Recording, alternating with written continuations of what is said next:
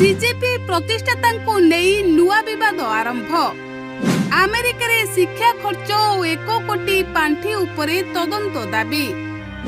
सरकार निर्वाचन कमिशन और कर विभाग निकट में पृथक अभियोग।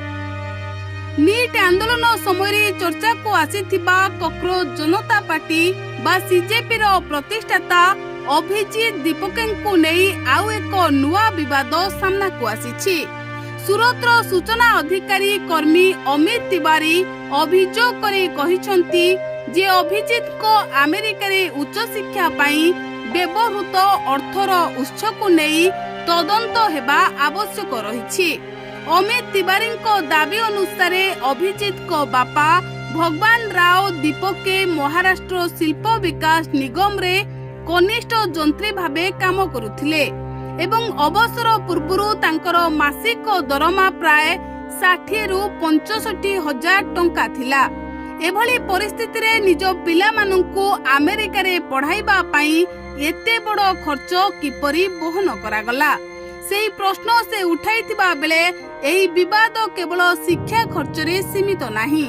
सीजेपी नाम रे घोषणा करा जाइथिबा 1 कोटी टंकार आईनगत सहायता पांठी को नहीं मध्य प्रश्न उठिछि।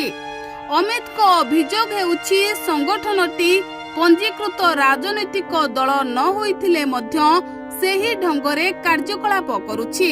तेणु एहार आईनगत स्थिति कोन ताहा जांच करिबा उचित बोली से कहिसंती।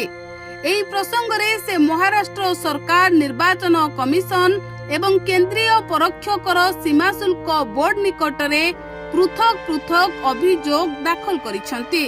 निर्वाचन कमिशन को से अनुरोध करिसंती जे सीजेपी जनप्रतिनिधि आईन अनुसार पंजीकृत की नुहे एवं एभली पांठी संग्रह करिबार आईनगत अधिकार रखुछि कि नाही ताहा जांच करा जाऊ। सेहीपरि घोषित अर्थ उपरे जीएसटी लागू हेबो कि नाही सेही दिगरे मध्य कर विभाग तदंत करू बोली दाबी करा जाइछि।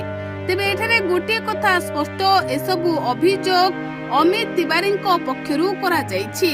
वर्तमान सुधा संपृक्त कर्तृपक्ष एही अभियोग गुड़िकु प्रमाणित करि नाहंती। Bureau report Odia news tube.